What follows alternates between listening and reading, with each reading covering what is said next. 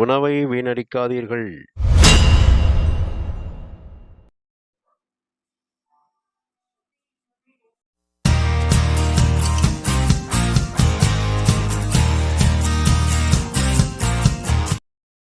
Hi viewers and subscribers.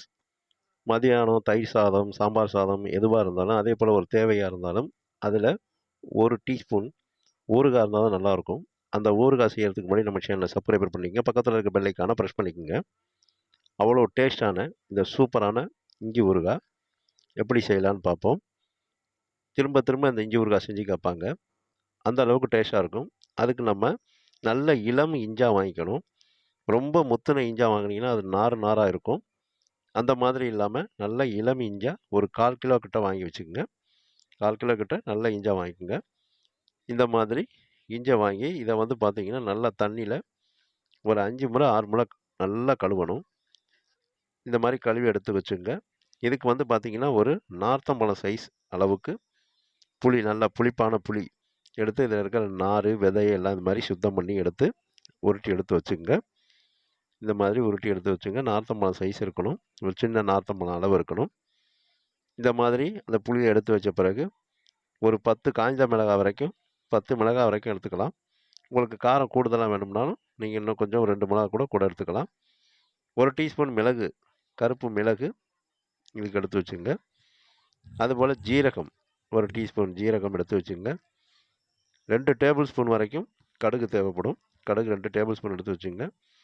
கருவேப்பிலை வந்து பார்த்தீங்கன்னா நல்லா உருவி சுத்தம் பண்ணி ஒரு 5 கொத்து கருவேப்பிலை எடுத்து வச்சுங்க. இப்போ இந்த இஞ்சியை நல்லா நம்ம வந்து ஒரு 5 முறை தண்ணி விட்டு நல்லா கழுவி சுத்தம் பண்ணி எடுத்து வச்சுருக்கோம். இதில் வந்து பார்த்திங்கன்னா நல்லா மண் இதெல்லாமே அதில் இருக்கும். எப்படி கழுவுனாலும் அது வந்து அவ்வளோ சீக்கிரமாக போயிடாது. அதனால் இந்த இஞ்சியை வந்து பார்த்திங்கன்னா எப்போதும் தோலோடு பயன்படுத்தக்கூடாது. ஏன்னா அதில் வந்து பார்த்திங்கன்னா நமக்கு அது அவ்வளோ க்ளீனாக அந்த மண் இந்த தூசியெல்லாம் அதை எடுக்க முடியாது. நம்ம சாக்கிலெல்லாம் அது கட்டி வரும்போது நிறைய அதில் பிறண்டிருக்கும். அதனால் இதை சுத்தமாக வந்து பார்த்திங்கன்னா இந்த தோலை இந்த மாதிரி ஒரு சின்ன கத்தியை வச்சு இல்லை இந்த தோல் சீவுறதை வச்சு நீங்கள் சுத்தமாக அந்த தோலை சுரண்டணும். தோலை மட்டும் சுரண்டி எடுத்துடணும். அந்த இடுகளெல்லாம் பார்த்திங்கன்னா அந்த ஓலை அந்த மண் அப்படியே இருக்கும். நம்ம என்ன கழுவுனாலும் அது போகாது. அதனால் சுத்தமாக அந்த தோலை மட்டும் நல்லா சுரண்டி எடுத்துட்டிங்கன்னா க்ளீனாக சுரண்டி எடுத்துடணும். அதை இந்த மாதிரி அந்த தோலை மட்டும் சுரண்டி எடுத்துடணும். தோலோடு இதை வந்து பயன்படுத்துறதில்ல. தோலை நல்லா நீக்கிட்டு நல்லா அதை சுத்தமாக நீக்கி எடுக்கணும். இந்த மாதிரி கையை கிழிச்சிக்காமல் அதில் இருக்கிற தோலை க்ளீனாக ஒன்று இடுவலெல்லாம் விட்டு அதை க்ளீனாக எடுத்துருங்க. இந்த மாதிரி தோலை எடுத்துட்டு ஒரு பக்கத்துலேயே ஒரு பாத்திரத்தில் தண்ணி வச்சுங்க. தோலை நீக்கி அதில் எல்லா இஞ்சியையும் இந்த மாதிரி எடுத்து போட்டுருங்க. போட்டு இதை திரும்பவும் நல்லா கழுவணும். நம்ம தோலை நம்ம கத்தியால் நல்லா சுரண்டுனாலும் ஒவ்வொரு இடத்துல திட்டு திட்டாக இருக்கும். அதையும் நல்லா இது மாதிரி தேய்ச்சி விரலை வச்சு நல்லா தேய்ச்சி சுரண்டி விட்டு இந்த இஞ்சை வந்து நல்லா சுத்தம் பண்ணி எடுக்கணும். அப்போ நல்லா க்ளீனாக இருந்தால் தான் உங்களுக்கு அந்த ஊறுகாய் ரொம்ப நாளைக்கு நிற்கும். இல்லைன்னா பார்த்தீங்கன்னா அது உடனே பூஞ்சை பிடிச்சிரும். இந்த மாதிரி அதை வந்து பார்த்திங்கன்னா அந்த சைட்லலாம் அந்த கேப்லலாம் அது பார்த்திங்கன்னா அந்த கணுவுலலாம் அதை நல்லா சுரண்டி இந்த மாதிரி விரலை வச்சு கூட நீங்கள் நகத்தால் கூட சுரண்டலாம். அந்த விரலை வச்சு சுரண்டலாம். அந்த கத்தியை வச்சு சுரண்டி இதை நல்லா சுத்தம் பண்ணி நல்லா வெளியேறுன்னு எடுத்துக்கணும். அதில் சுத்தமாக தோல் இல்லாமல் எடுத்துக்கணும். தோல் இல்லாமல் எடுத்துக்கணும். இந்த மாதிரி அதை கழுவி ஒரு பிளேட்டுக்கு எல்லாத்தையுமே மாற்றிடுங்க. இந்த மாதிரி மாற்றி எடுத்து வச்சுங்க. அப்போ தான் உங்களுக்கு வந்து இது வந்து எந்த வித அதில் வந்து கெட்டு போகாமல் நல்லா க்ளீனாக நம்ம சுத்தம் பண்ணி எடுத்து வச்சுக்கணும். இந்த இஞ்சியை ஊறுகாய்க்கு சுத்தம் பண்ணுறது தான் கொஞ்சம் வேலை கொஞ்சம் கூடுதலாக இருக்கும். இந்த மாதிரி சுத்தம் பண்ணி அந்த 1/4 கிலோ இஞ்சியையும் எடுத்து வச்சுங்க. இந்த மாதிரி எடுத்து வச்சுருங்க. எடுத்து வச்ச பிறகு கொஞ்சம் அதை வந்து தண்ணியெல்லாம் உதறி கொஞ்சம் உலர விட்டுருங்க. லேசான உலர்ந்தால் போதும். கொஞ்சம் நேரம் அப்படியே வச்சிங்கன்னா அதில் இருக்கிற தண்ணியெல்லாம் சுத்தமாக வந்து பார்த்திங்கன்னா உலர்ந்து போயிடும். அப்படி உலர்ந்த பிறகு தான் உங்களுக்கு இது மாதிரி உலர்ந்து நல்லா கொஞ்சம் மேலே வந்து லேசான ஈரப்பதம் மட்டும் இருக்கும். ஆனால் சுத்தமாக சொலுன்னு தண்ணியாக இருக்காது. இந்த மாதிரி அதை வந்து நீங்கள் கொஞ்சம் உலர விட்டுருங்க. உலர விட்ட பிறகு தான் இதை வந்து நம்ம வெட்டணும். இதில் கொஞ்சம் கூட தண்ணியே படக்கூடாது. தண்ணியே சேர்க்காம தான் இது செய்யணும். அப்போ தான் நீண்ட நாளைக்கு நம்ம வச்சுக்க முடியும். இப்போ அந்த இஞ்சி நல்லா உலர்ந்த இஞ்சி எடுத்து சின்ன சின்னதாக வெட்டிக்குங்க. பொடிசாக வெட்டிக்குங்க. இந்த மாதிரி அதை 2ஆக வகுந்து அதை வந்து பார்த்திங்கன்னா சின்ன சின்னதாக ஸ்லைஸாக உங்களுக்கு எப்படி வெட்ட முடியுமோ அந்த மாதிரி பொடிசாக அதை வந்து வெட்டிங்க. அப்போ தான் வந்து நமக்கு அதை வந்து நல்லா பார்த்திங்கன்னா ஊறுகாய்க்கு ஏற்ற மாதிரி அதை மாற்ற முடியும். ரொம்ப பெருசாக இருந்துச்சுன்னா உங்களுக்கு அது சரியாக வேகாது. அதோட பார்த்தீங்கன்னா உங்களுக்கு அதை வந்து அரைச்சாலும் அதை அரைக்கவும் முடியாது. அந்த அளவுக்கு இருக்கும். அதனால் பொடிசாக இதை வெட்டணும். பொடிசாக வெட்டினா தான் உங்களுக்கு நம்ம வந்து மிக்சியில் கொடுத்து இதை வந்து நல்லா பேஸ்ட்டாக அரைக்க முடியும்.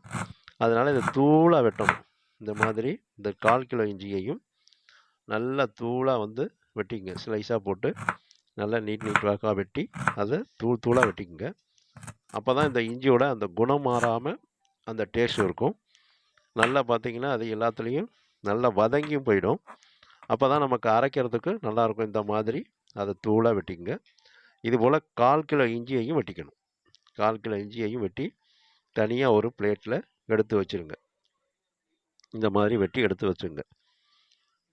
இதுக்கு வந்து பார்த்திங்கன்னா ரொம்ப அதிக ஜாமான்லாம் தேவைப்படாது. கம்மியாக உள்ளதே போதுமானதாக இருக்கும். இந்த இஞ்சி 1/4 கிலோவையும் நம்ம வெட்டி இந்த மாதிரி க்ளீனாக சுத்தம் பண்ணி எடுத்து வச்சுருக்கோம். இந்த மாதிரி எடுத்து வச்சுருங்க. இப்போ நம்ம இந்த ஊறுகாய் செய்கிறதுக்கு இந்த புளியையும் நல்லா உருட்டி இதையும் தனியாக எடுத்து வச்சுங்க. ஏற்கனவே நாரெல்லாம் எடுத்து வச்சுருப்போம். அதில் திரும்பவும் நாரெல்லாம் இல்லாமல் மறுபடியும் க்ளீன் பண்ணி அந்த மிளகாயில் இருக்கக்கூடிய காம்பெல்லாம் அந்த நீட்டாக காம்பு இருக்கும் அடிப்பகுதி, இதெல்லாம் நீங்கள் திரும்பவும் எடுத்து வச்சிடணும். அதில் எதுவும் நார் இருக்கான்னு பார்த்துக்கணும். இல்லைன்னா பார்த்தீங்கன்னா நாராக இருக்கும் ஊறுகாய். இந்த மிளகாயில் இருக்க காம்பெல்லாம் நீக்கி எடுத்து வச்சுருங்க. எடுத்து வச்ச பிறகு ஒரு அகலமான கடாயை அடுப்பில் பற்ற வச்சு வைங்க. அதில் ஒரு அரை குழிக்கரண்டி நல்லெண்ணெய் விட்டுக்குங்க. நல்லெண்ணெய் இதுக்கு பார்த்தீங்கன்னா நல்ல எண்ணெயாக வாங்கி மரச்செக்கு எண்ணெய் இந்த மாதிரி செக்கெண்ணெய் வாங்கி விட்டுங்க. இந்த செக்கெண்ணெய் பார்த்தீங்கன்னா நம்ம தாளிப்பு போட்டோடனே அப்படியே பொங்கும். அது அப்படியே பொங்கி வரும். அதை கொஞ்சம் நேரம் காய விடணும். இப்போ நல்லா பார்த்தீங்கன்னா இந்த எண்ணெய் இப்போ அந்த அகலமான கடாயில் ஊற்றி கொஞ்சம் நேரம் சூடு வந்தோடனே இந்த கடுகு போட்டுடுறோம். கடுகு போட்ட உடனே ஒரு அரை டீஸ்பூன் கடுகும், ஒரு அரை டீஸ்பூன் மிளகும், அரை டீஸ்பூன் ஜீரகமும் சேர்த்துங்க.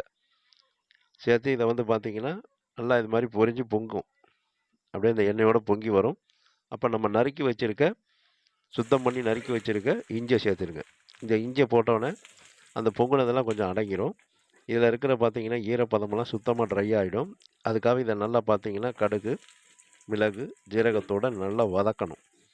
இந்த இஞ்சியை நல்லா இதை மேலே போட்டு எல்லா இஞ்சியும் போட்டு அதில் மேலே இருக்க ஈரப்பதம் போகிற அளவுக்கு இதை வந்து வதக்கணும். பொரிச்சிடக்கூடாது, வதக்கணும். நல்லா வதக்கி விடணும். அதை ஸ்லோ ஃப்ளேமில் வச்சுங்க. ரொம்ப ஹையாக வச்சிங்கன்னா இஞ்சி அப்படியே தீஞ்சி கலர் மாறி போயிடும். அதனால் ஸ்லோ ஃப்ளேம்லேயே வச்சு உங்களுக்கு ஸ்லிம்லேயே வச்சு இதை வந்து நல்லா இது போல் வதக்குங்க. இது வதக்கும் போதே இதை நல்லா வெந்து அந்த எண்ணெய் பிரிஞ்சிடும்.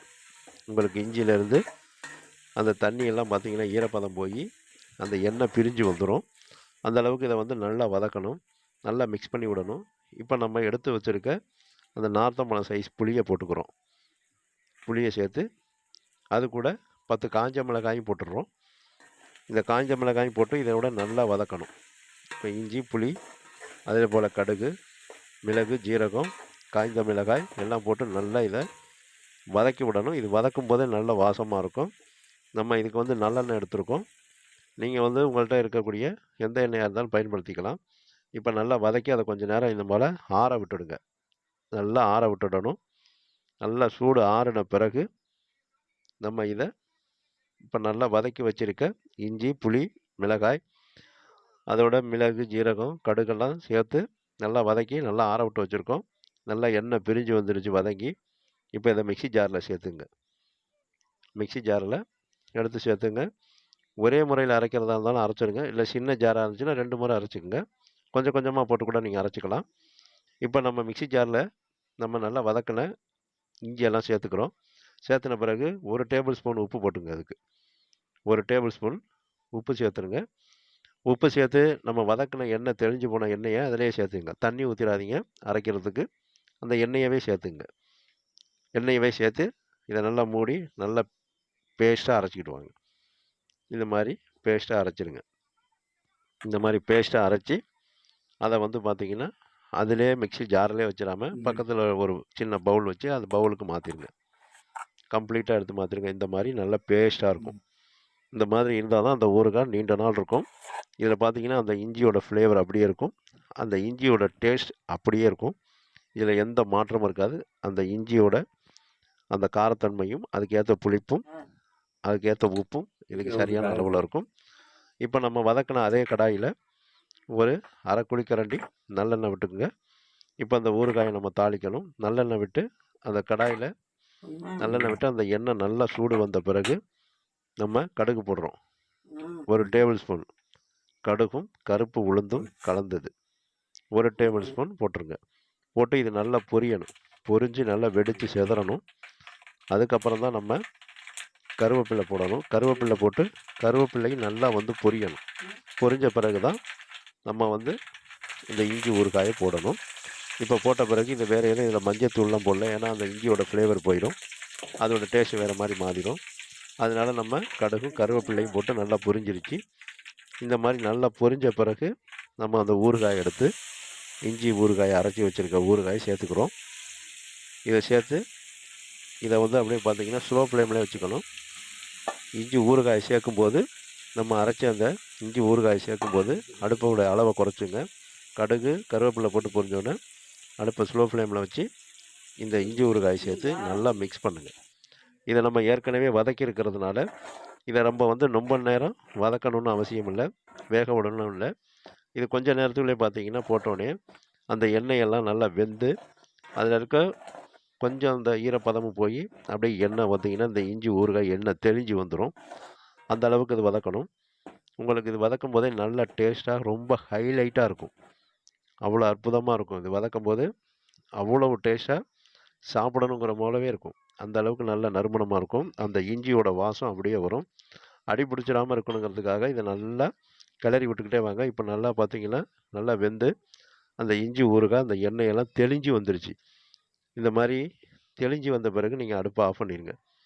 அடுப்பை ஆஃப் பண்ணி நல்லா ஆற விட்ட பிறகு நீங்கள் ஒரு சின்ன பாட்டில், கண்ணாடி பாட்டிலாக இருந்தாலும் சரி இல்லை ஜாராக இருந்தாலும் சரி, நல்லா ஆறின பிறகு அந்த எண்ணெயோடு எடுத்து அந்த ஊறுகாயை அப்படியே காற்று போகாமல் ஸ்டோர் பண்ணி வச்சுருங்க. தண்ணி போகாமல் ஸ்டோர் பண்ணி வச்சுங்க. அப்போ தான் உங்களுக்கு அது நீண்ட நாள் இருக்கும். இது பார்த்திங்கன்னா எந்த சாதமாக இருந்தாலும், ஒரு தயிர் சாதம், ஒரு ரசம் வச்சுருக்கீங்க, ஒரு சாம்பார் சாதம், அதே லெமன் சாதம், இந்த மாதிரிக்கு இந்த இஞ்சி ஊறுகாய் ஹைலைட்டாக சூப்பரான டேஸ்ட்டில் இருக்கும். இது நீண்ட நாள் கெட்டு போகாமல் அப்படியே இருக்கும். இந்த மாதிரி டப்பாவில் போட்டு ஸ்டோர் பண்ணி வச்சுங்க. இந்த மாதிரி நீங்களும் இந்த இஞ்சி ஊறுகாயை செஞ்சு ஸ்டோர் பண்ணி வச்சுங்க. இது பார்த்திங்கன்னா சில நேரத்தில் சட்னி எதுவும் வைக்க முடியல அப்படின்னா டக்குன்னு நமக்கு ஒரு தோசை இட்லிக்கு இந்த மாதிரி இந்த ஊறுகாயை வச்சு நீங்கள் சாப்பிட்லாம். ரொம்ப ஹைலைட்டாக அப்படியே அந்த சட்னியை வச்சு சாப்பிட்ற மாதிரியே இருக்கும். அதே போல் பார்த்தீங்கன்னா ரைஸுக்கு பார்த்தீங்கன்னா ரைஸ் மட்டும்தான் இருக்குது, வேறு எதுவும் இல்லை அப்படின்னு சொன்னால் இந்த ஊறுகாயை அதில் கொஞ்சம் போட்டு பிசைஞ்சு சாப்பிட்டு பார்த்தீங்கன்னா அவ்வளோ ஹைலைட்டாக இருக்கும். இந்த மாதிரி நீங்களும் இஞ்சி ஊறுகாய் செஞ்சு சாப்பிட்டு பார்த்துட்டு எங்களுடைய வீடியோவை உங்களுடைய நண்பர்களுக்கு சொந்தக்காரங்களுக்கு ஷேர் பண்ணுங்கள், லைக் பண்ணுங்கள், சப்ஸ்கிரைபர் பண்ண சொல்லுங்கள். அதே போல் நீங்களும் இந்த இஞ்சி ஊறுகாய் செஞ்சு சாப்பிட்டு பார்த்துட்டு எங்களுடைய வீடியோவை லைக் பண்ணுங்கள், சப்ஸ்கிரைபர் பண்ணுங்கள். எங்களுடைய வீடியோவை பார்க்கும் அனைத்து வியூவர்ஸுக்கும் சப்ஸ்கிரைபர்ஸுக்கும் மனமார்ந்த நன்றியினை தெரிவித்துக் கொள்கிறேன்.